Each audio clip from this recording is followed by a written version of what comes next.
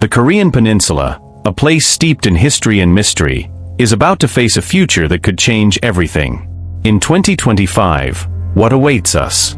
Are we prepared for what is to come? Song Ha-bi-gyeol's words echo like a whisper of fate, revealing truths that few dare to consider. What if I told you that his prophecies echo predictions from other great seers throughout history? Imagine a scenario where extraordinary events intertwine with everyday life. Political tensions, technological advances, and natural disasters can come together in a plot that seems like something out of a fictional film, but is actually a tangible reality. The similarities between Ha-bi-gyeol's visions and those of prophets from other cultures are undeniable. What can we learn from this? As you listen, keep an open mind. Every detail can be the key to understanding what awaits us. The future of humanity may lie between the lines of these prophecies, and the answer may be closer than we imagine. Get ready, because this journey will surprise you. When I look at the Korean Peninsula and its complex relationships, I can't help but think about how the future shapes up in these lands that, for so long, have lived in tension and uncertainty. The relationship between North and South Korea is like a game of chess, where each move can lead to a significant advance or setback. In 2025, will we be able to see a clearer path to peace? Nuclear disarmament negotiations, which have been a constant on the agenda, appear to be in an endless cycle of advances and setbacks. I wonder if we will ever reach an agreement that truly brings security to both nations. The dynamics between the two Koreas are profoundly influenced by internal and external factors. For example, North Korea's leadership often uses tensions with the South as a means of solidifying its internal control, diverting attention from economic and social issues. Meanwhile, South Korea, with its vibrant economy and growing international influence, is always on the lookout for any move by the North. What intrigues me is how these interactions will play out in the coming years. Will there be room for more constructive dialogue, or are we destined for more years of hostility and mistrust? Global powers such as the United States and China play a crucial role in this narrative. The US has a traditional defense posture towards South Korea, while China, in turn, has strategic interests in maintaining stability in the region. This interdependence becomes a game of influences, where each step taken by a nation can resonate throughout the peninsula. I imagine that, in 2025, the way these powers position themselves could be a determining factor for the future of the Korean Peninsula. The question is, will global interests align with local desires for peace and prosperity? What concerns me most is the impact of economic sanctions and diplomatic pressure on North Korea. The humanitarian situation there is alarming, and even if negotiations progress, the North Korean people continue to suffer. There is an urgent need to find a balance between regional security and improving the population's living conditions. If leaders on both sides can see beyond their immediate agendas, perhaps we can envision a future where peace is not just a word, but a tangible reality. And of course, we cannot forget the role of civil society, both in the South and in the North. What citizens think and how they mobilize can eventually pressure leaders to seek more peaceful solutions. Therefore, as the geopolitical scenario unfolds, it is essential that the people's voices are heard. In 2025, I hope we can see a movement towards a more open dialogue, where peace is not just a possibility, but a real and collective intention. When I think about the impact of the foreign policies of powers like the United States and China on the Korean Peninsula, I can't help but notice how these nations shape the region's destiny. The United States, with its military presence in the South and its strategic alliances, has been a pillar of defense against the nuclear threat from the North. However, this stance may not be as simple as it seems. Sometimes I wonder if this military presence actually helps promote peace, or if it instead perpetuates a cycle of mistrust and hostility. On the other hand, China, as the closest neighbor, has its own motivations in the region. Maintaining stability in North Korea is crucial to Chinese security. The last thing China wants is an influx of refugees or a regime collapse that could destabilize the region.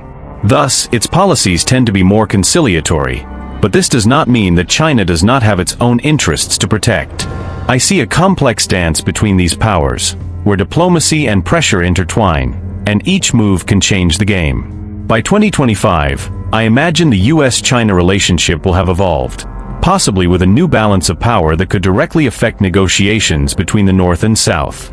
The rivalry between these two superpowers could lead to increased tensions on the peninsula, but it can also open up opportunities for new dialogue. If the US and China come together in a coordinated effort to promote peace, it could create a more conducive environment for conflict resolution. However, this is a big assumption, and often the reality is more complicated. The impact of foreign policy is not only limited to security, but also economic issues. South Korea has sought to diversify its trade relations, while North Korea is increasingly isolated. This could create an even greater economic gap between the two Koreas unless there is a concerted effort to address these disparities. How global powers interact with these economies can determine whether we achieve equitable development or whether the divide will deepen. When we talk about prophecies, especially in the context of the Korean Peninsula, we cannot ignore the figure of Song Ha-bi-gyeol. This prophet, who lived in ancient times, left an indelible mark on Korean culture, and his predictions about the future of the region generate heated discussions to this day. If you think about it, his prophecies are not just predictions of events, but also reflections on human nature and the social dynamics that shape life on the peninsula. One of the most discussed prophecies involves the reunification of Korea, something that many Koreans dream of, but which seems like a mirage in such a volatile political scenario. It is interesting to note how Song Ha-bi-gyeol's prophecies compare with those of other cultures. Think of Nostradamus, for example, whose predictions about the future are often cited in times of crisis. Like Nostradamus, Song Ha-bi-gyeol provides a lens through which we can examine contemporary events. The difference is that their prophecies are deeply rooted in Korea's cultural and historical context, which adds a layer of complexity to these predictions. For example, the idea of a new era in which the two Koreas can coexist peacefully resonates strongly in Korean communities, especially among younger people. What fascinates me is the impact these predictions have on public perception. In many cases, when a new round of negotiations between North and South Korea begins, people begin to refer to Song's prophecies. It's almost as if his words serve as a guide, a moral compass that helps shape collective hope. And of course, that hope can be a double-edged sword. While some see the prophecies as a sign that reunification is inevitable, others may interpret them as a form of apathy, an invitation to passively wait for changes that may never come. Political decisions made by leaders in the region are also, to some extent, influenced by these prophecies. When a South Korean leader gives a speech about peace and reunification, it is possible that he or she is aware of the cultural weight these prophecies carry. This can create a cycle of expectations that, if not met, can lead to growing skepticism among the population. It's a delicate balancing act. Prophecies can serve as both a source of inspiration and disillusionment, depending on how events unfold. When talking about national fortune and economic development on the Korean Peninsula, we have to consider the distinct realities of North and South Korea. While South Korea is widely recognized as an economic powerhouse, North Korea faces significant challenges. The expectation is that, by 2025, South Korea will continue to solidify its position as one of the leaders in technology and innovation in the world. This is not just a matter of economic development, but also of building a strong and resilient national identity.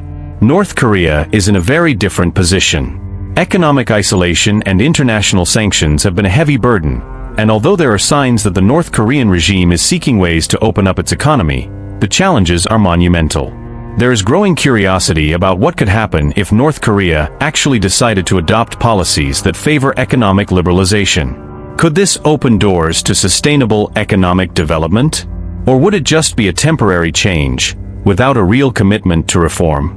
Interaction between the two Koreas also plays a vital role in economic prospects. There is great expectation that reunification, or at least an increase in economic cooperation, could benefit both nations. Imagine the transfer of technology from the South to the North, or the possibility of creating special economic zones that could stimulate growth.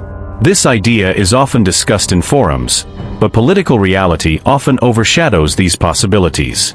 And of course, we cannot forget the impact of global powers, such as the United States and China, on the peninsula's economies. China's influence, for example, is particularly interesting, as the country has a strategic interest in maintaining stability in the region. What does this mean for North Korea? Could there be an opportunity for the North to integrate more into the global economy, albeit slowly? The answer to that question could very well shape the region's economic prospects for years to come.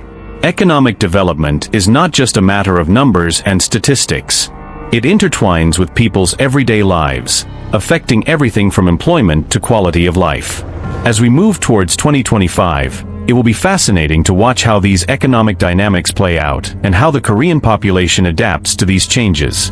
After all, a nation's fortune is not only measured in terms of GDP, but also in how this is reflected in the lives and aspirations of its citizens. The ongoing political and economic transformations on the Korean Peninsula have the potential to generate profound social and cultural impacts. When we think about the future, it's impossible not to wonder how new realities will shape Korean identity. Youth, in particular, will play a key role in this process of change. With globalization and the influence of technology, young Koreans are more connected to the world than ever, and this can lead to a re-evaluation of values and traditions. One of the most intriguing aspects of this social transformation is the way in which Korean pop culture, including K-pop and cinema, is already helping to shape global perceptions of Korea. As the peninsula becomes more interconnected, it is possible that these cultural elements will help create a sense of unity, even between the two Koreas. Art and music have an undeniable power to bring people together, and this can be an important way to overcome historical and political barriers. However, this transformation will not happen without resistance. Cultural identity is a complex construction, and changes can generate tensions. Older people, for example, may feel threatened by new influences and rapid paradigm shifts. The struggle between tradition and modernity can generate generational conflicts, and is something that must be carefully considered as the peninsula moves into an uncertain future.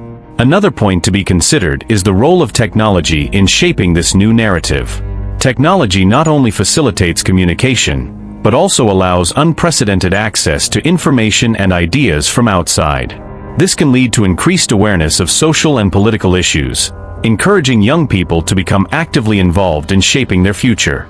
Social media, for example, has the potential to be a powerful platform for organizing and mobilization, especially on issues that directly affect everyday life. The future of the Korean Peninsula will be shaped by a tangle of social, cultural, and economic factors. As political and economic changes unfold, it will be fascinating to watch how society adapts and reacts. The role of youth, the influence of pop culture, and the struggle between tradition and modernity will be central elements in this evolving narrative. And who knows, perhaps Korea will find a new path that harmonizes these diverse aspects, creating a more prosperous and united future for all its citizens. When we think about how upcoming political and economic changes could affect Korean society, the first thing that comes to mind is the question of identity. The Korean Peninsula, with its historical divisions, has always had a rich but also fragmented cultural identity. The transformations that are on the horizon, whether through possible nuclear disarmament or economic renegotiations, can create fertile ground for the re-evaluation of this identity. What will it be like to be Korean in a future where the barriers between North and South become less rigid? We could, for example, be moving towards a new cultural narrative that celebrates not just the differences, but also the similarities between the two nations.